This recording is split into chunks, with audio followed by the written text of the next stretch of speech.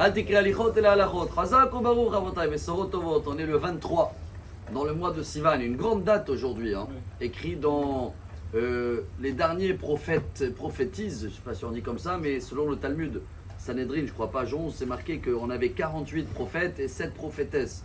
Et les derniers dans la liste, apparemment, selon une version, c'est Mordechai et Esther.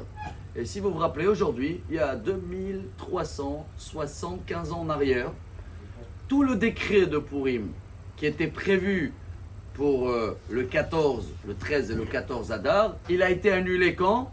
Aujourd'hui, le 23 Sivan. C'est marqué dans la Megillah.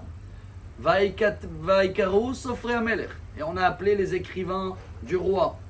Bachodesh Shelishi, au Chodesh Sivan.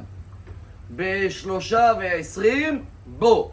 Vaikatev kechol asher tziva Amelech.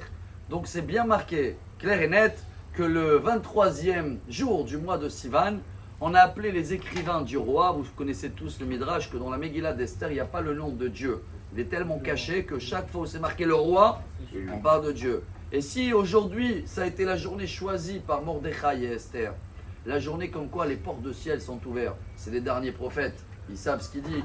Et donc ils ont pu écrire en bas et engager les écrivains en haut d'annuler les décrets. Et ils ont écrit tout ce qu'ils ont voulu. Katov be'enehem ala Yehudim. Le rabbi de Lubavitch, dans une sikha sur la paracha de Shelach Lecha, justement, il nous dit que chacun de nous aujourd'hui, il a cette clé-là, cette porte de ciel ouverte, et qu'à lui d'écrire son propre décret aujourd'hui, et de s'il se sent qu'il y a un blocage, annule-le, profite aujourd'hui. C'est tellement beau parce que même la paracha de cette semaine, en tous les cas en Israël, c'est pas les portes de ciel qui sont ouvertes, cette fois-ci c'est les portes de la terre, hein, parce que la terre elle s'est ouverte et elle a avalé Korah. Si vous comptez les chiffres, aujourd'hui c'est à retenir des numéros. Dans la paracha, il y en a 95 versets, paracha de Korah.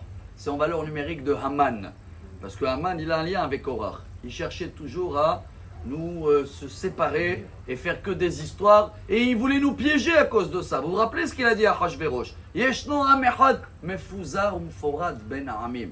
Il y en a un peuple qui sont toujours en bagarre. Même quand ils sont que deux, il y a 3 avis différents, et chacun il pense qu'il a raison, et viens on profite. Et on va pouvoir, mais vous savez que comme c'est notre faiblesse des fois de avoir beaucoup des mahloquettes, des disputes, encore quand c'est dans l'étude des maximes des pères, ils disent c'est bien, Shammai et Hillel, mais quand c'est Korach avec lui-même, comme ça c'est marqué Korach et Adato, des gens qui cherchent que des histoires, alors c'est vrai que ce point faible, dès qu'on a un problème, dès qu'on a une guerre, dès qu'on a un souci, dès qu'on a un décret, on s'unit. Alors voilà ce qu'il a essayé de faire Haman, et ce qu'il a essayé de faire Korach dans la paracha. Sachez que quoi qu'il arrive, Mordechai il a compris la tactique, c'est d'être unis, mais au Khadim. Alors aujourd'hui, ça va être une journée sans histoire. On va chercher quoi qu'il arrive, faire que des compliments. Et après, chacun il prend un petit moment, il écrit sur un papier ou il prend un petit moment d'Itbo des doutes avec Hachem. Il va parler et il demande voilà, ça et ça et ça, si on peut arranger. Mais avant de demander ce qu'il faut arranger, on ne va pas oublier aussi de le remercier pour une excellente journée et que des bonnes nouvelles.